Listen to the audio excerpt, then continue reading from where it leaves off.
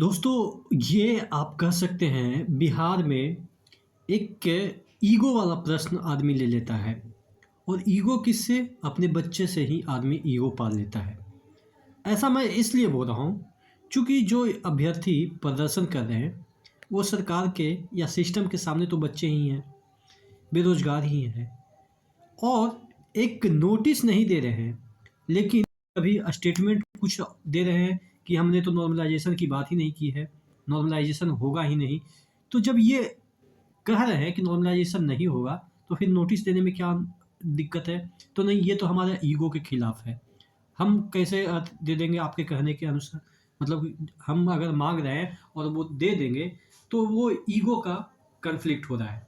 ठीक है, आप देखेंगे यहाँ पे अभी अभी दैनिक भास्कर में एक न्यूज आई है, आप देखेंगे, जिसमें कि लिखा हुआ है, देखिएगा, लिखा हुआ है कि जो बीपीएससी 70वीं में नहीं होगा नॉर्मलाइजेशन। और प्रदर्शन अभी क्या चल रहा है? नॉर्मलाइजेशन नहीं करने का। और ये भी कह रहा है कि नॉर्मलाइजेशन नहीं होगा। भास्कर से सचिव ने कहा कुछ लोग आयोग को बदनाम कर रहे हैं, 4.8 लाख कैंडिडेट देंगे परीक्षा। अब इनको लगता है कि जो लोग हैं वो बदनाम कर रहे हैं, इनका कहना है। ये सचिव महोदय हैं, सत्यप्रकाश शर्मा जो हैं वो सचिव महोदय हैं। इनका स्टेटमेंट आपको देखने को मिलेगा, यहाँ पे देखिएगा। हमने कब कहा है कि हम लोग इस परीक्षा में नॉर्मलाइजेशन लागू करने जा रहे हैं? विज्ञापन में भी तो हमने इस तरह की किसी भी बात को जिक्र नहीं किया है। आयोग ने जब कभी कहा ही नहीं कि हम इसे लागू करेंगे, तो आखिर आयोग इस बात पर स्पष्टीकरण क्यों देगा?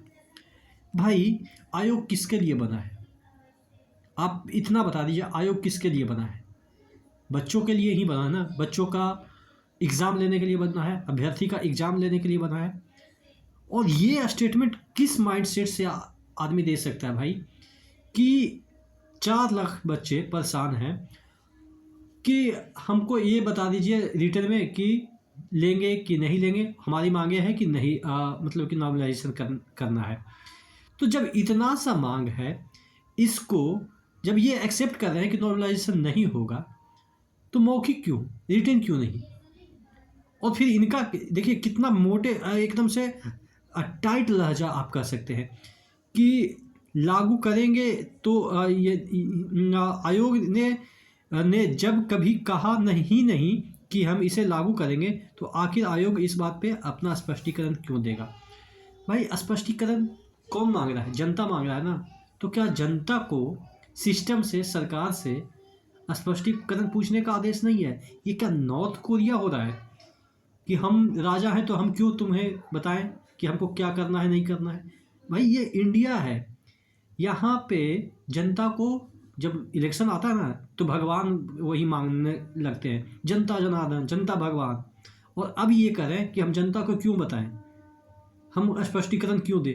भाई, ये इतना कैसे आदमी उस पोस्ट पे जाने के बाद रिजिड हो सकता है? ये भी कभी इसी तरीके से गए होंगे, मतलब कि एग्ज़ाम देके ही कभी न कभी तो स्टूडेंट रहे होंगे। अलग बात है कि ये इतना इंटेलेक्चुअल होंगे, इतना टैलेंटेड होंगे, तो हो सकता है कि फर्स्ट अटेम्प्ट में या जो भी है निकाल लिए होंगे। लेकिन एक ग्राउंड रियलिटी क्या कहता है? आदमी सेंटिमेंटल होता है, लोगों की परेशानी देख के उसको दूर करने की कोशिश करता है। और यहाँ पे ये करें कि हमने नई नोटिफिकेशन में लिखा है इसलिए हम ये स्पष्टीकरण नहीं देंगे। भाई, कौन स्पष्टीकरण मांग रहा है? जनता मांग रहा है। और जनता को आप ही लोग भगवान मानते हैं। आपकी सैलरी इसी जनता के टैक्स से जाती है। वही होता है ना कि हम उस स्टेज पे पहुंच जाते हैं, उस गद्दी पे पहुंच जाते हैं, उस कुर्सी पे पहुंच जाते हैं, जिसके बाद हम भूल जाते हैं कि हम भी एक ह्यूमन बीइंग हैं, हम भी एक इंसान हैं, हम भी एक नॉर्मल पर्सन हैं। कुर्सी मिलने के बाद, पावर मिलने के बाद उनको लगता है कि ये भेड़ बकरी है और हम भगवान हैं। तो इस तरह का लैंग्वेज निकलती है। मैं ये नहीं कर रहा हूँ कि इनका लैंग्वेज गलत है या ये मतलब कि इस तरह के हैं, लेकिन हाँ, वो कुर्सी का अहम जो आ जाती है ना, उसके बाद मुझे लगता है कि अच्छे अच्छे को ले डूबती है। इस तरह का स्टेटमेंट तो मुझे नहीं लग रहा है कि एक ब्यूरोक्रेट्स के एक निकलनी चाहिए कि उनका स्टेटमेंट पूरा पब्लिकली होता है। यानी कि एक अखबार से दूसरे अखबार, एक सोशल मीडिया से दूसरे सोशल मीडिया प्लेटफॉर्म पे चली जाती है।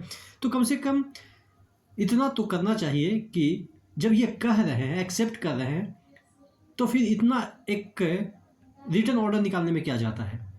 और एक चीज़ और कि चलो ठीक है, एक ही शिफ्ट में एग्ज़ाम होगा। जब एक ही शिफ्ट में एग्ज़ाम होगा तो 4 सेट बनाने की क्या ज़रूरत है, 5 सेट, जो भी 3-4 सेट बनाने की क्या ज़रूरत है। जब एक ही शिफ्ट में एग्ज़ाम होगा, एक ही बार होगा, नॉर्मलाइजेशन तो उसमें होना नहीं चाहिए, क्योंकि सबका एक ही बार बैठेंगे। तो फिर 4 तरह के क्वेश्चन सेट करने की क्या ज़रूरत है, 4 तरह के पेपर बनाने की क्या ज़रूरत है। ये तो राजस्व की आप कह सकते हैं कि टैक्स के पैसे की बर्बादी ही आप मान के चल सकते हैं। ठीक है, तो बहुत सारे लोग कहेंगे कि इसको ऑप्शनल के तौर पे रखा गया है कि एक बार पेपर लीक होगा तो दूसरा पेपर करवाया जाएगा। तो भाई जब एक बार एक सेट का पेपर लीक होगा तो तुरंत तो दूसरा सेट नहीं आप बांटना चालू कर देंगे। उसके लिए फिर अलग डेट बनाइएगा कि पेपर लीक हो गया था इसलिए हम अगली बार एग्ज़ाम लेंगे। तो उस दरमियान आपको टाइम तो मिल ही जाएगा, तो पेपर सेट उस दरमियान भी कर सकते हैं। ठीक है, तो ये एक बहाना है। और मुझे लग रहा है कि नॉर्मलाइजेशन एक जिस तरीके से बीपीएससी के साथ पे सवाल उठते रहे हैं, अभी टीचर्स वगैरह, हालांकि टीचर्स और बीपीएससी अपने आप को तो महान समझ लेते हैं, बहुत सारे टीचर्स सुन रहे होंगे इस बात को, अन्यथा ना लीजिएगा। बीपीएससी का मतलब ये नहीं होता है कि बीपीएससी टीचर्स की मैं बात कर रहा हूँ। ठीक है, बीपीएससी के अभी हाल ही के दिनों में बहुत सारे ऐसे मामले देखने को मिले हैं कि वहाँ के अधिकारी ही इस तरह के चीज़ों में सम्मिलित पाए गए हैं और बहुत सारे लोगों पे कार्रवाई भी हुई है। तो कम से कम गवर्नमेंट जॉब कम से कम सिक्योर जो माना जाता है उसको तो सिक्योर कर दिए हैं। अभी सीएचओ के एक पेपर हुआ था, उसमें 4500 वैकेंसी थी, जिसमें कि 2500 वैकेंसी ऑलरेडी सेटिंग से बुक थी।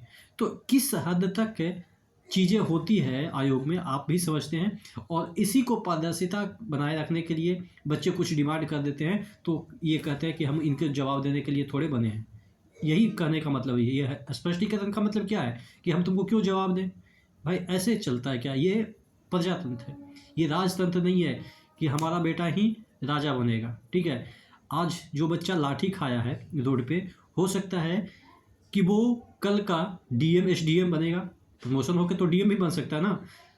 और इनका बच्चा उस दरमियान लाठी खाए, उस अधिकारी बनने के बाद, यानी कि ये बच्चे लाठी खा रहे हैं और ये कल हो के अधिकारी बन जाए और फिर इनका बच्चा उसी तरह के प्रदर्शन करे, तो ये कर्मा है जो कि कभी ना कभी आपको लपेटे में लेगा। तो कम से कम चीज़ों को ऑब्जर्व कीजिए और एक तरीके से स्टेटमेंट दीजिए जिससे कि बच्चे भड़क न जाए। इस तरह का स्टेटमेंट से क्या होगा, बच्चे भड़केंगे ना कि भाई ये इसकी क्या मजाल है, कि मतलब कि हम लोग के पास क्या है, यूनिटी है, पावर है। पावर हालांकि उनके पास है, मतलब कि वोट का पावर की मैं बात कर रहा हूँ। जो ये इस तरह का स्टेटमेंट आ रहा है ना, तुरंत उल्टा हो जाएंगे। हालांकि मैं कुछ ज़्यादा ही बोल दिया हूँ, लेकिन आप ज़रूर बताइएगा कमेंट करके कि नॉर्मलाइजेशन तो होगा कि नहीं होगा, ज़रूर कमेंट करके बताइएगा। नेक्स्ट वीडियो मिलते हैं, तब तक के लिए जय हिंद।